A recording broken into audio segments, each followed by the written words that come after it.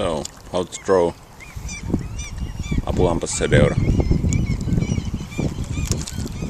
pulling.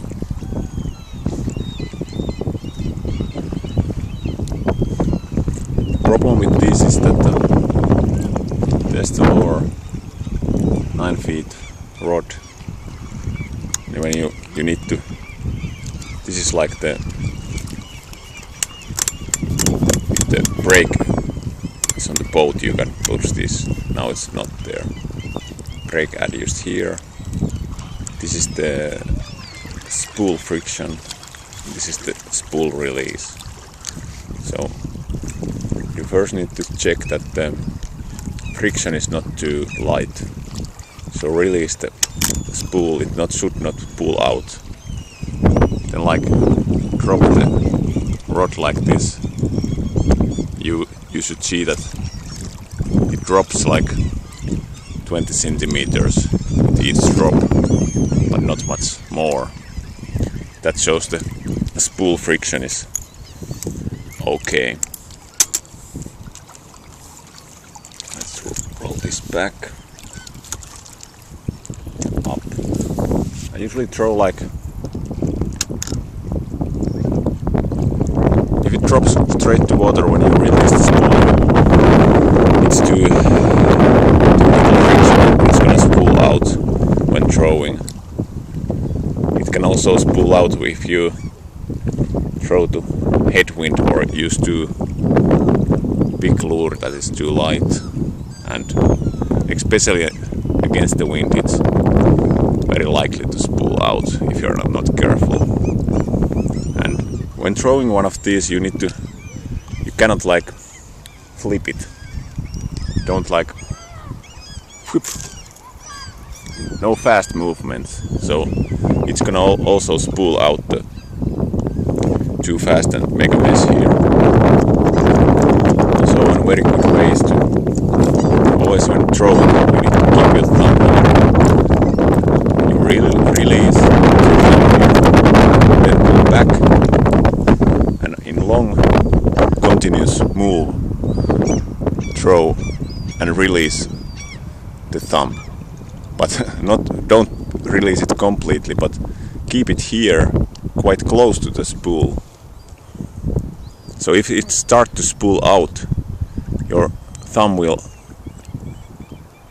slow it down, and if you keep your thumb here, it's going to spool out until these metal rods come stopping it. So you can sometimes save it by keeping your thumb close to the spool. And if you see that you are hitting water too soon, you can stop it. Or if you are throwing to the woods or something, then also stop it. So be ready to stop it. If you do some mistake, you need to stop it, or it's going to be a hell of a mess. Now when it hits water, it's good to also stop it, but it should stop automatically if you have the right friction setting. With all the other type spools, you can flick it more, and you can also the rod. It's good to be that it's the full length rod that is bending on the whole end, because the rods that are only bending on the end are not good for these kind of spools. Also, this friction setting, the more skillful you are, the less friction you can use. And also taking account the headwind or straight wind, you can use less friction. Some people use almost as little that it's going to slide like that. It's sliding down. But throwing with this is not advisable for beginners. It's pulling out really easy. But you can throw a little bit further with less friction. Also, if you have magnetic brake, that is preventing the over revolutions of this spool. So the whole idea to prevent spooling out is you cannot get this to too higher revs.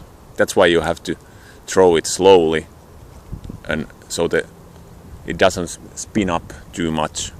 So it needs to spin up only to the point that the lure is going to draw the line, and not much else. If it's spin out during the throw, it spin out more, it's going to spool up and it's going to make a hollow. So every people usually destroy couple of lines at first when they are trying like spool out so much that it's not possible to fix it. So if it spools out, you should just, if it's small spooling out, then you can pull it back, then throw again, and usually it spools out correctly next time. But if it's completely taken against these metal rods, then you need to just draw the line out until you have no mess, and then draw it in. But sometimes it goes so messy that it's impossible to.